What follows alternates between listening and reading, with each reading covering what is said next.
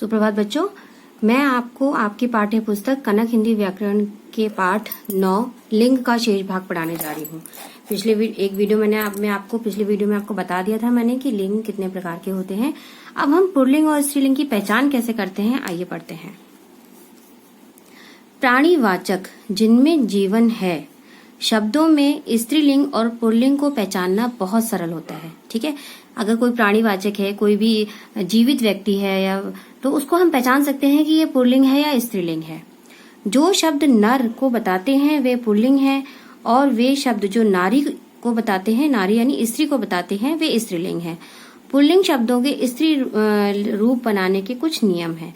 मतलब कुछ पुल्लिंग शब्द हैं उसको हम स्त्रीलिंग कैसे बनाएंगे, तो उसके कुछ नियम हैं। तो उन नियमों के अनुसार हम उस पुल्लिंग को स्त्रीलिंग में बदल सकते हैं।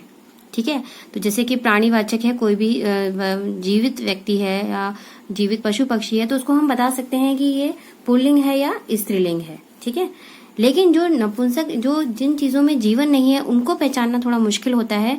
उनके बारे में है मैं अगला वीडियो आपको बनाऊंगी, उसमें फिर आपको बताऊंगी किस प्रकार से हम उसको पहचानते हैं। ठीक है, तो आइए देखते हैं। सबसे पहले शब्द के अंत में आ को आ में बदलकर, ठीक है, कुछ पुल्लिंग शब्द ऐसे होते हैं उसमें सिर्फ आपको आ लगाना है, आ जोड़कर वो जो है स्त्रीलिंग में बदल जाते हैं। जैसे कि छात्र का छात्रा, पूज्य का पूज्या, वृद्ध का वृद्धा। मतलब अगर कोई लड़का है तो उसको हम छात्र कहेंगे, अगर कोई लड़की है तो उसे हम छात्रा कहेंगे। ठीक है, छात्र मतलब जो विद्यार्थी यानी पढ़ने वाला।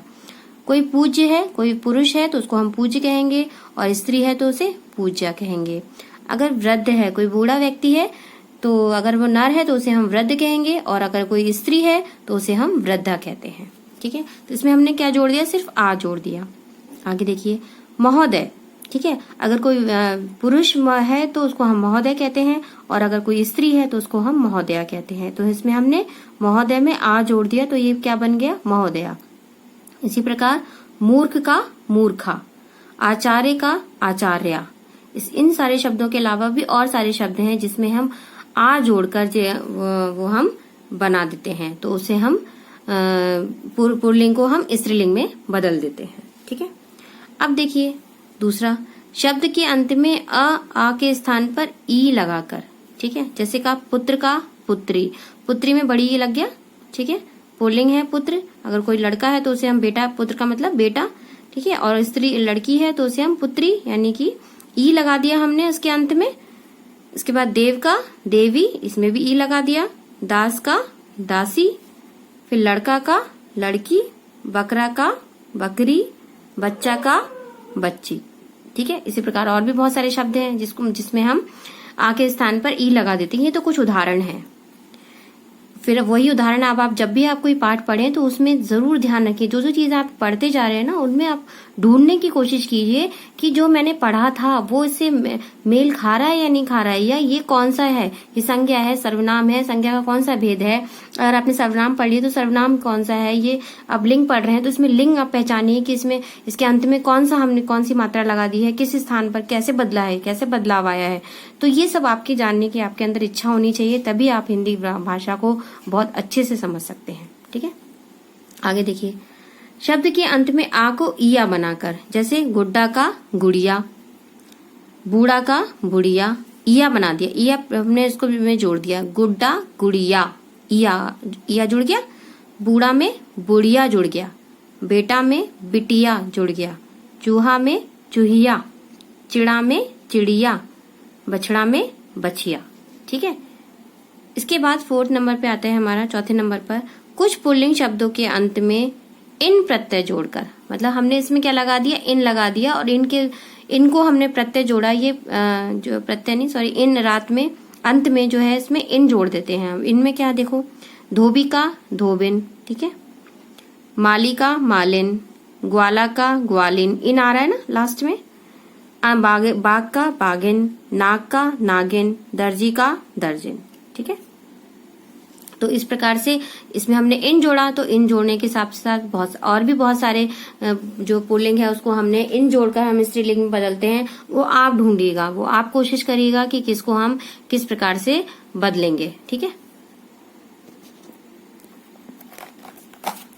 अब अगला है कुछ पुल्लिंग शब्दों के अंत में आनी और आणी जोड़कर, जैसे कि सेठ का सेठानी, नौकर का नौकरानी, देवर का देवरानी, क्षत्रिय का छत्राणी, इंद्र का इंद्राणी, रुद्र का रुद्राणी।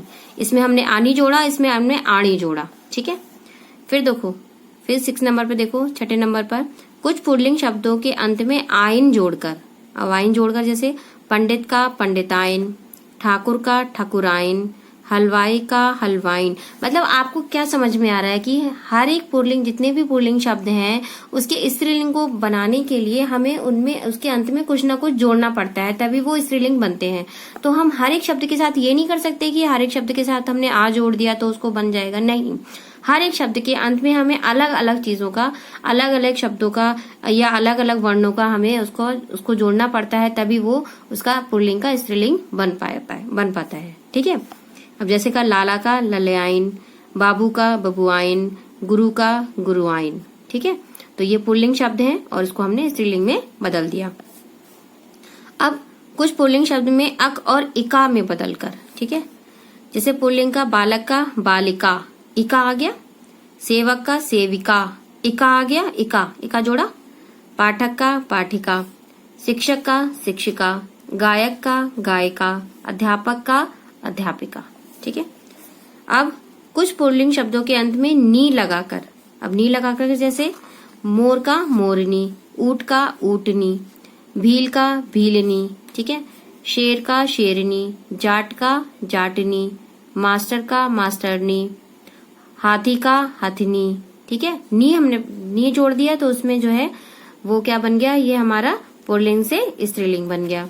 अब शब्द के अंत में मान को मति और वान को वती में बदलकर, मान को मति और वान को वती में बदलकर, जैसे बुद्धिमान का बुद्धिमती। ठीक है, श्रीमान का श्रीमती, आयुष्मान का आयुष्मती, गुणवान का गुणवती, भगवान का भगवती, धनवान का धनवती। ठीक है, इसी प्रकार देखिए शब्द के अंत में ई को इनी और इणी में बदलकर, जैसे तपस्वी का तपस्विनी, स्वामी का स्वामिनी, यशस्वी का यशस्विनी, हितकरी का हितकारिणी, परोपकारी का परोपकारिणी, मनोहारी का मनोहारिणी। ठीक है, तो इसमें हमने क्या बदला, इन्हीं को इणी में बदलकर। तो आपको ये याद रखने पड़ेंगे कि किन पुल्लिंग शब्दों के किस प्रकार से स्त्रीलिंग बदले जाते हैं, क्योंकि उसके अंत में हर एक, आपने देखा इतने सारे अभी मैंने पढ़ाए आपको, तो हर एक पुल्लिंग शब्द के अंत में अलग अलग वर्ण शब्दों का प्रयोग किया जा रहा है, उसको जोड़ा जा रहा है। ठीक है, अब देखो आगे, शब्द के अंत में ता और त्री में बदलकर, जैसे अभिनेता का अभिनेत्री, कर्ता का कर्त्री, दाता का दात्री, विधाता का विधात्री। ठीक है, अब कुछ अन्य उदाहरण, जैसे अब इसमें देखिए किसी प्रकार को जोड़ा नहीं है, बस उसको लिंग में हमने बदल दिया है। इसमें हमने ना तो हमने आ का प्रयोग किया है, ना तो हमने इया का प्रयोग किया है, ना तो हमने आनी का प्रयोग किया है, हमने किसी भी चीज का प्रयोग नहीं किया, बस उसको बदल दिया। जैसे बैल का गाय, वर का वधु, माता का पिता। देखिए आप इसमें बिल्कुल मैच नहीं कर रहा, ये दोनों अलग अलग हैं, बिल्कुल इनमें कोई भी किसी भी प्रकार का मेल नहीं है। ठीक है, सम्राट का सम्राज्ञी, विदुर का विधवा, भाई का बहन, पुरुष का स्त्री, पति का पत्नी, ससुर का सास, सखा का सहेली। ठीक है, तो यहाँ तक अभी आप ये जितने भी मैंने पुल्लिंग और स्त्रीलिंग पढ़ाए हैं, ये सारे आप लोग याद कीजिएगा। और याद करने के साथ ही साथ कुछ, जब भी आप कोई किताब पढ़े, हिंदी की किताब पढ़े, तो उसमें ढूंढने की कोशिश कीजिएगा कि इस पुल्लिंग शब्द को हमने स्त्रीलिंग में किस प्रकार से बदला है। और आगे का फिर मैं नेक्स्ट वीडियो में पढ़ाऊंगी। धन्यवाद।